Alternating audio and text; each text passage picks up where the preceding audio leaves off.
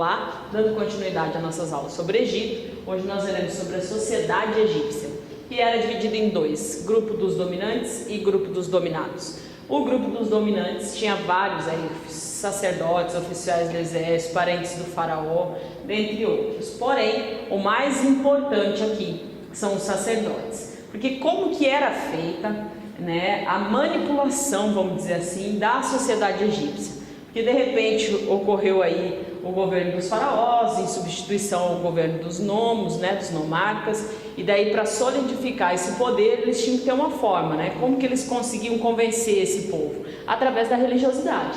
A religião era o que fazia com que eles pensassem todos de uma mesma forma. Então a religião trazia as pessoas, aproximava as pessoas do faraó, porque eles diziam que o que eles pregavam para aquelas pessoas era que o faraó era um Deus na terra, ele era um representante de Deus, ele era um filho de Deus, tá? Na realidade os egípcios eles eram politeístas, ou seja, eles acreditavam em vários deuses, mas Amon-Ra é o principal deus deles, então eles diziam que o faraó era justamente filho, parente desse Amon-Ra, que era importantíssimo para eles. E daí no Egito é uma extensão territorial muito grande, então não tem como o faraó fazer os cultos em todos os locais do Egito.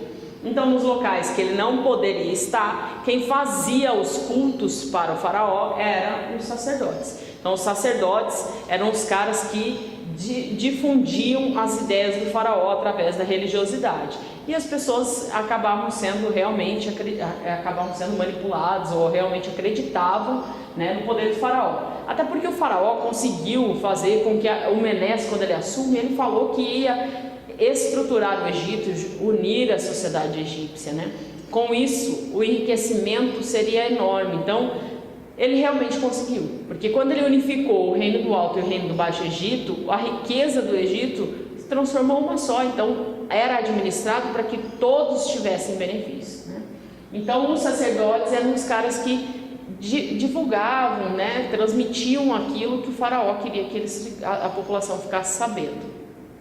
Os oficiais do exército, os parentes do faraó e tudo mais, eram outras pessoas que eram os braços direitos do faraó. E tinha um grupo que não era nem do dominados, nem do dominantes, nem do dominados, porque eles não tinham as regalias, porque os sacerdotes, oficiais do exército e tudo mais, eles tinham regalias, eles ganhavam terras, riquezas, lógico, o faraó era dono de tudo. Tudo pertencia ao faraó, o Estado era o faraó era o Estado. E aí dentro do Egito existem castas hereditárias, e dentro das castas hereditárias não há mobilidade social. Então se você nasceu sacerdote, seu filho é sacerdote e seu neto será sacerdote. Então não tem como um sacerdote se casar com uma filha de um felá, isso não ocorre. Castas hereditárias não possibilitam mobilidade social, então não tem como você deixar de ser uma coisa para ser outra.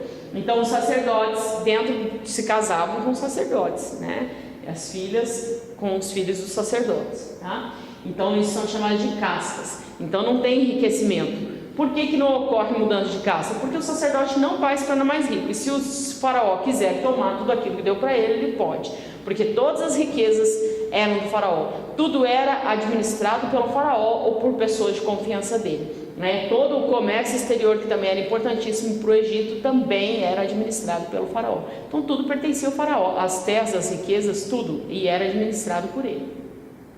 E daí os sacerdotes tinham essa importância. Um grupo que tinha uma vantagem aí são os escribas. Os escribas eles não são nem dominantes nem dominados. Na verdade eles fazem mais parte dos dominados, porque eles são trabalhadores braçais. Porém eles tinham algumas regalias de dominantes, porque eles eram os olhos e os ouvidos do faraó. Porque quem que andava entre a população? Quem que estava em contato com a população, fazia o cálculo de terra, de impostos, tinha esse contato permanente com os trabalhadores braçais, eram os escribas. Então eles acabavam sendo os olhos e ouvidos, porque eles estavam em contato com essa população. E daí quando havia alguma insatisfação, quando as pessoas estavam incomodadas com alguma coisa, eles acabavam comunicando aos superiores que levavam essas informações até o faraó. E isso era importantíssimo, porque se eles percebessem que a população estava extremamente incomodada, o faraó disponibilizava uma cerveja artesanal, né, que era produzida por eles mesmos, melhorava um pouquinho a comida, ou estabelecia alguma festa, um evento em algum momento, para que as pessoas ficassem contentes.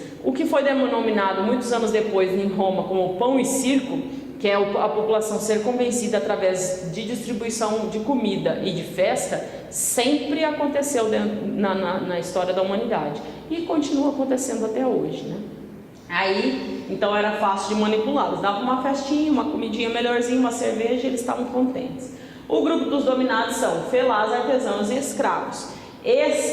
Os felás eram os camponeses, então toda a produção agrícola dentro do Egito era produzida pelos felás. Só que o Egito tinha aquela característica, o rio enchia e transbordava. Então quando estava alagado as margens, eles ficavam sem fazer nada? Não, eles tinham que trabalhar como artesãos ou tinham que trabalhar nas construções, né? Então eles sempre tinham alguma atividade para fazer.